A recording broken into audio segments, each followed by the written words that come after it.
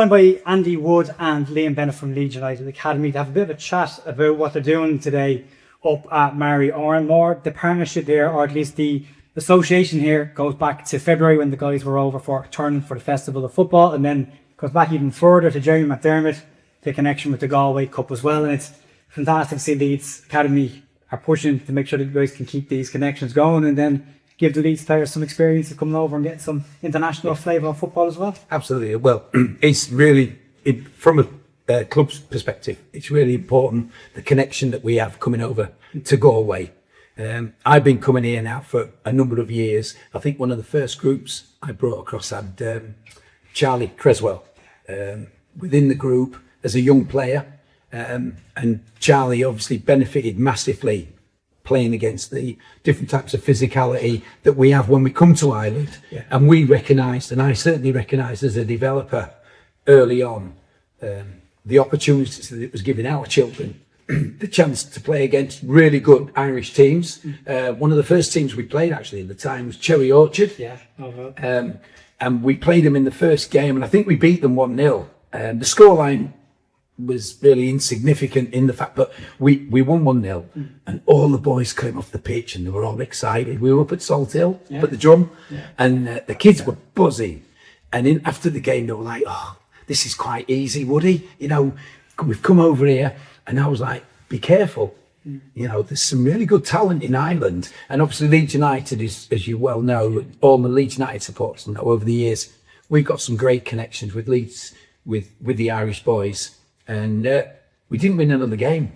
We got battered in every game after that. And I thought, wow, this is definitely a tournament we need to bring our children to. We need to come and experience, one, the level of opposition, two, the chance to play against boys who play multi-sports, and they know how to use the bodies. In fact, me and Ollie, Norman, who you will be speaking to hopefully on this very shortly, we came to Galway last year and we did quite well.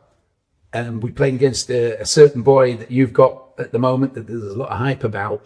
And the physicality again, the speed, the strength, technique, these kids can play football. So yeah, our association coming over has been fantastic. But this particular venue that we've come to, Maree Oranmore, is really special to us. In February, the weather was less kind. It rained, and it really rained. And a number of coaches that were at Leeds, and we got great support from our academy manager, Martin Diggle, to come over here. And this, hence why we wanted to come again. The people here have been fantastic, and Mike Quirk and his staff have looked after us amazing. We definitely wanted to come back to this venue, and hopefully we can keep the association going. So yeah, we're bussy. Yeah, I mean, grassroots football is huge. It's massively important in the entire pyramid of football. It's the fuel that gives professional football clubs access to kids as well. How important, from a Leeds United perspective, and then even from being over here at Maree Oranmore, how important is it to stay as close as you can to local grassroots football clubs to make sure you've got eyes on the young talent and then obviously pathways for kids to come through? It's massively important, and it's not anything you can underestimate as well. The importance of bringing the right kids out of grassroots at the right time and as early as possible means that we get to work with the best talent in the local area for as long as we possibly can. We talk a lot, you know, at our place about getting the right group in as early as we can so that we're not sort of playing catch up and having to pick diamonds out of the rough when players have been in grassroots football for longer than they maybe could have been if we'd have spotted them earlier. We're massive at our place on you know, securing our local area and being dominant in Leeds and West Yorkshire especially, and that means that we have to invest in the community and make sure that we've got eyes everywhere, so that we're bringing in the best talent from grassroots, because we don't want to go elsewhere. That brings advocacy as well, though, the fact that you're investing in kids at a very, very young age, their first nearly connection with a football club as Leeds United, so there's an advocacy that breeds from that, and then obviously there's an affinity to want to play for clubs like that. Then it's that, and we're blessed to be a one club city, a large one club city, so we feel like we should be able to really we feel like we should really dominate that landscape, and we know that there's a lot of young kids playing football in Leeds, and with a growing group of staff, we're bringing the right players. And I think the other thing that we're trying to do really well at Leeds, and one of the things that we really are aware of of the fact that if you can get a homegrown player, predominantly, and a kid from Leeds, the fan base absolutely love to stay when you run out at Ellen Road and that kid's from one of the local areas. You know, the attachment to the club is immense. And also, we don't want to see kids, if possible, going over the Pennines. You know, and we're also massively aware, I think, in the 9s to 14s age range, which is predominantly what I look after.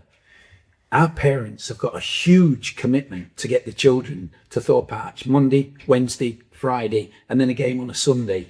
And the commitment they've got when they've got other children, maybe that want to do other sports, they maybe have, you know, children that are maybe not as interested in football, they want to play other types of sport.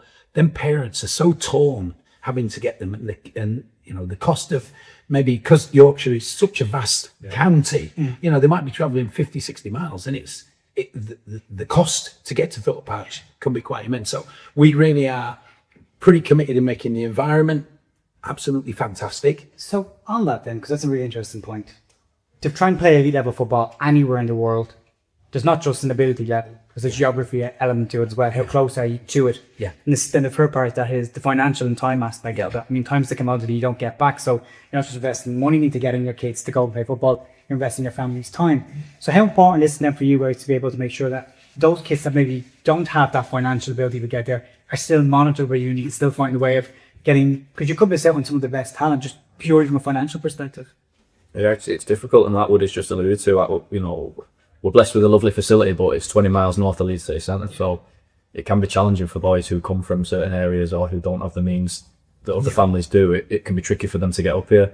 We're fortunate that we've got parents who are really giving and do a lot of work to make sure that, you know, they help out picking players up and offering lifts and things like that. And there's been a couple of initiatives come out that made it really helpful.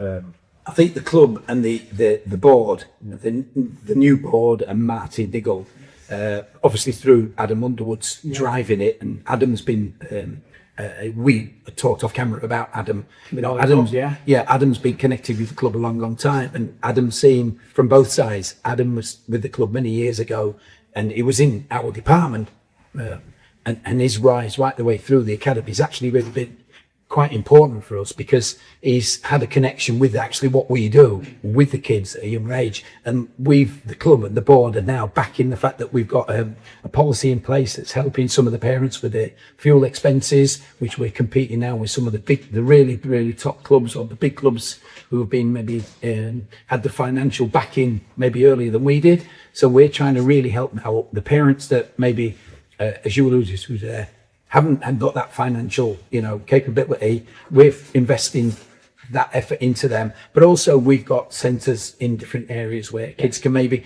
you know, we're looking at a centre in central Leeds. We'd love our the kids that's those areas, you know, maybe not to have to come up in a car up to Thorpe Arch. They maybe have a centre right in the city centre, which would be fantastic for us. So there's lots of good initiatives going on. Yeah, it's not just a football club taken from the community. It's not everyone's looking back to that community. No, and our foundation side, based at Ellen Road, they're huge into the schools in and around the Leeds area, not only with boys but with the girls as well. In the last 12 months, there are a ton of partnerships announced as well. Absolutely. And, you know, we really are. We're massive in making sure that, you know, we're trying to spread the word out there. Like, Leeds is back.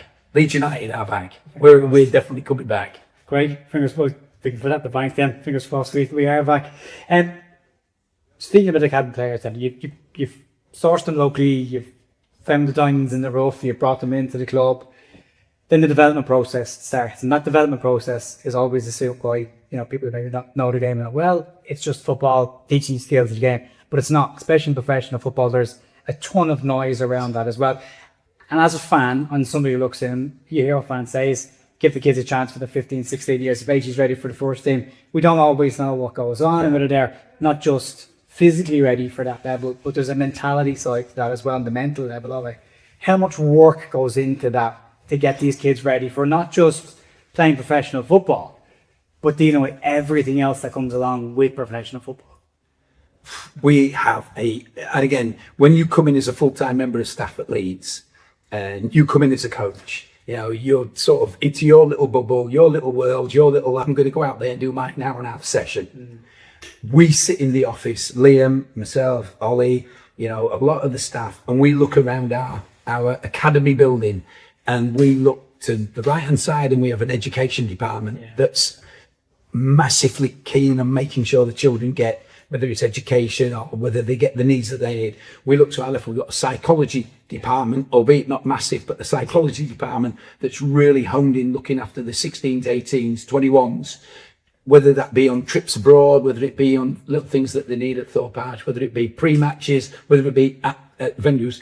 Liam, myself, we've been to watch the 21s at York, and you'll look down on the bench and you'll see Scott Gardner down there and his staff, you know, and around there might be Johnny House, you know, who's been there, seen it, done it. Seeing Johnny in the building is just immense. The kids look up at Johnny and think, wow, he's still running and training now and out running and out training. Yeah, it's amazing. You'll see Danny Rose there. They have great connections with the club. You know, I go back a long time with Danny. You'll look and there might be Aaron Lennon there, you know, and all of a sudden you start looking at this talent that's beginning to look, and then you look to the other side and there might be the, you know, safeguarding department that are working really, really behind the scenes, making sure the children are safe, making sure trips, tours, the adequate trips, the correct type of trip coming over here, or we've got the right number of staff, you know, we're being looked after and the children being fed correctly. Nutrition department, you go into the kitchens and there's Izzy there, or there's all the staff in the kitchens, and actually you'll look in the room and there might be 50, 60 members of staff. And you're thinking about your one little group with 2 coaches, and actually this network of people around, all supporting behind the scenes, that even me as a fan, you know, you think, wow, I've actually genuinely realised that. And then the child has got to try and get himself ready. And we're watching the World Cup at the moment, and you look at France, at the minute, who are, I think, second favourites to England, and you see the level of ability that France have got, and you want, you know, our kids to be, you know, we want to inspire them to run out with that white shirt on at Ellen Road and be the next, you know, Calvin, or the next Archie, or the next Eddie Gray, or the next Bremen, or the next somebody coming from Leeds United. It's a hell of a goal. It's a tough one. It is. There's that saying, isn't there, that it's a community to raise a child, but it looks like it Leeds is a full community trying to create a professional footballer around it. Anyway. Yeah, but Liam's been through the system. Well, I wanted to ask you, Liam, actually on that. So you've gone through the Leeds system. You've been played with some of the players that played the Leeds first people as well. We've gone back into the coaching side of things. Mentality is a huge part of this as well. First of all, the support network that's there at Leeds. How important has that been to develop the players? And then from a mentality perspective, what's needed for those kids to go from, I'm a good academy level player to being, I can now cut in the Premier League or at top level? Good question. Really good question. I've been blessed to come all the way through. I had 10 years at Leeds from 8 to 18. I had a variety of coaches, and the depth of support that Woody's talking about just there, it might not have existed, or maybe it existed in different ways when I was younger. The club's come a long way since you know, I was a player, and you know, there are a lot more resources there now for the players, and that support network is huge, and it's brilliant. These players have that. As I said, I had it in different ways, but coming through then, the game was different, the environment was slightly different, whereas now there is support from every which direction, and I think we can do everything we can, and there's a massive process that goes into creating, you know, the player, but the player's going to do that themselves, and we can try and give them all the best tools we can. But that mentality, that resilience, you know, being able to bounce back from adversity and different challenges that come, especially as you make a step from being a good academy player to a senior player in a senior environment, that's pretty intrinsic, I think. And we try and stretch the boys, like Woody said, the trips and tours program, taking them away, playing against the best opposition, different opposition, giving them all these varied experiences throughout their journeys here. It's really, really important, so that we sort of, you know, we're building that player from the first minute they come in the building. Different challenges on nights of training, during the games program, we match them up against all this stuff. But ultimately, you've got to have a fire, you've got to have a desire and a real character about you. We say that character takes you places. you know, the technical level you have to be at now to be playing in the Premier League as a young player. You've got to be exceptional, outstanding, and we all know that. And I think on that one, I've just come back from Italy with Oliver Norman, who does our 12s, and we were watching and basically about 60 teams out in Italy in this tournament, and that gave not just our players the opportunity to play against teams like Inter Milan, and you know, we were watching Barcelona, Atletico Madrid, who actually won the tournament. Not only do our players start to realise, oh, he's a good player, or 1v1 duel, he was quicker than me, or he was a bit stronger than me, or maybe after our parents or the players' child's parents are on the sidelines and they're watching, and the reality of seeing this child against that child, and all of a sudden, wow, you know, the expectation level at 12 or 13 years of age, but only 4 years away from potentially pushing towards the first team. It's getting even younger now, players trying to make, you know, their debuts. And if they're not going to make it in the Premier League, you know, it becomes in a different way, an even harder challenge. And you know, and Leeds fans will really know this, because we've had the journey from the Premier League. I mean, I came to Leeds back in the 97. So I've been at Leeds, you know, quite a long time, nearly 30 years. And I've been up and down the leagues with Leeds. And when you watch players in the Premier League, the game's a little bit slower to start with, it's a little bit more patient, and then bang, off it goes, and you see Haaland going at pace with power and strength, and one mistake, he's in the box and he scored. In the Championship, it's a different type of level, it's a different type of strength, it's a different type of mental attitude that's required. And you know, managers are fearful of losing games, they're putting pressure on young players.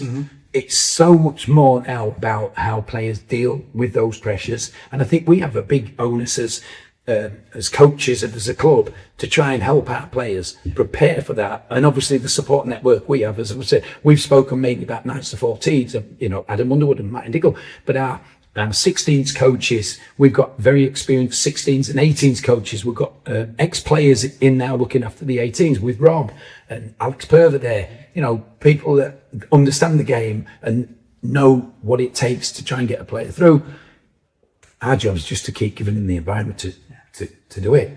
How do you challenge the attitude of there? Because my background in work is learning development, and I play football and coached as well. But we always have a rule of KSA, knowledge, skills and attitude. Knowledge you'll learn over time, skills we can teach you, but attitude is all you. And if you don't have attitude, skill and knowledge don't really matter. How do you challenge attitudes for young players? It's a good one. I think it's important to challenge attitude, but we work with a lot of kids who have a real drive to become a professional footballer. So 99% of them come in the door and they're attentive and they're receptive, and they're a great word, but they want to learn as well, though. Like they're really open to learning and improving. They're committed to their plans, and improving and developing. So typically you'll not have too many attitude problems because they come and fly themselves. When they do, or because they're hormonal and the teenagers, whatever else, it's about creating boundaries, but it's, you know, we all do the best we can to create a relationship with the player, each individual, so that when they do have those moments, they know how to respond to us. We know how to, you know, get the best out of them in that moment, see them through, so that their attitude isn't a problem. It's just something to work with. Again, as a fan, you'll probably know this equally as well as we do. Most of the real high elite players in whichever sport, they tend to have either an attitude or a chip or have something different about them, which actually, if you then rewind back, and certainly of my experience, when I've looked back over the years of working with some of the most elite players that have come through into our first team, and I can go back quite some time, I've started to see the patterns of the players or the people who tend to, even some that have left our academy and gone into other sports, they've maybe been the players that's had an edge or an attitude. And again, with experience and with knowledge and with guidance, we certainly don't want to take that attitude out, because I'm dread to think what it would be like going in front of the cop, okay? Having made a mistake and not being able to deal with it. A lot of our players have to make that mistake, deal with it, so just get on with it. And like, there's a little story, a real like I'm obviously digressing a bit, but I used to be blessed looking after the ball boys at Ellen Road, and we had a player in our under 11s at the time, and I used to be able to pick which age group would do the ball boys. And this particular day, I took the 11s, and I thought that'd be really great. I knew the game we were playing. I thought it'd be really good to have our 11s there to experience the noise, you know, the cop, the crowd, Leeds maybe winning, then just to feel and to be really pitch side. And Pablo Hernandez was playing at the time, and I think I'm sure the score was 1 apiece, and there was like literally minutes left. And the crowd were like really trying to drive Leeds. And the ball's gone out for a corner. And we had this particular young boy who was really knowledgeable. And we were unaware of what he was about to do until we spoke after. But it became apparent. And the ball had gone out for a corner. And Pablo was running to the corner flag. And this young child ran, got the ball, put it in the D. But he turned the valve to exactly where Pablo had always done this. And Pablo, as he ran up, he didn't even set himself. He just whipped the ball straight in, and we scored. And the first team all ran to this young ball boy who was an academy player, and they mobbed him. This child ended up going out of football actually a few years later, but he still remembers that feeling. And it was like, it just was chilling seeing like the impact that we and that even the fans, because the fans cheered him, by the way. Yeah. This kid will never forget that. And by the way, he'll never take that shirt off. So it's unbelievable. But the Liam's dropped out, and only Norman has come in. Oh, thanks for joining us. Look, we have to talk about the academy players that are coming through, because everyone wants to talk about them. And obviously, Harry Brain looks like he's about to head off on loan again this season, second loan. 18 years later, about to be 18 years of age. There's a couple more within that youth academy. You spoke already about now looking for younger and younger players, or younger players trying to make that push through.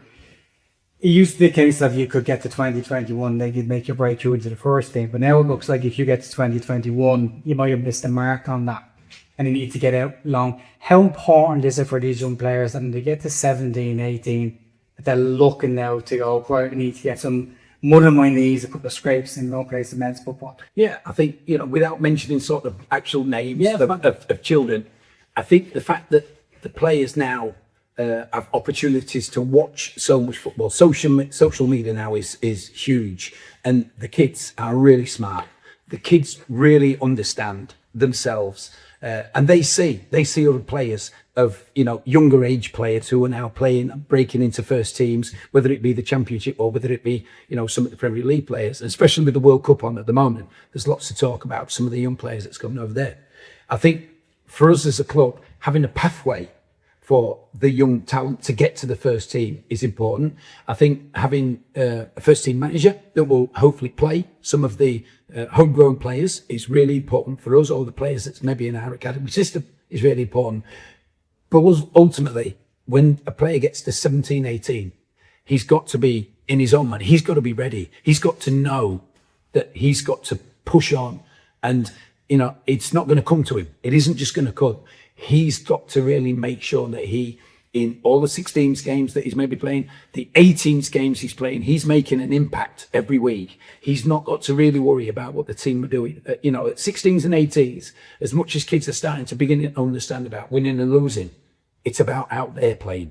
And are they making an impact? Are they the player on the pitch that when the two teams come off and they go in that dressing room, everybody around the ground is maybe let's just say Leeds have been beaten by a particular side and lost 2-0.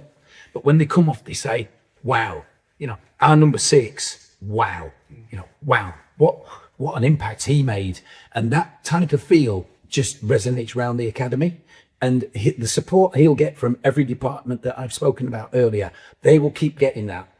But as Liam said earlier on, the fire and the desire of any elite sportsman has to come from really within. We can give so much, but we cannot be on that pitch driving that child every minute. At some point, he's going to be away, down at the Emirates, and he's going to be there on his own, having to go out there facing 60, 70,000 people. It's a big deal. Yeah. So, and Ollie can obviously express what he sees now with the younger players coming through. Yeah, and I want to touch on that. Ollie, you're a relatively young coach. Yeah. We're dealing with 12s. Yeah. So there's a relatability factor there as well. And we go back to the personality because there's a personal factor there. I know from every coach that I've played for and every manager I played for that there were aspects of those managers that I liked and I wanted to add to my bow when I became a coach or manager. There were aspects of managers and coaches that I didn't want to have, and you become a product of everybody you be in contact with from the football perspective.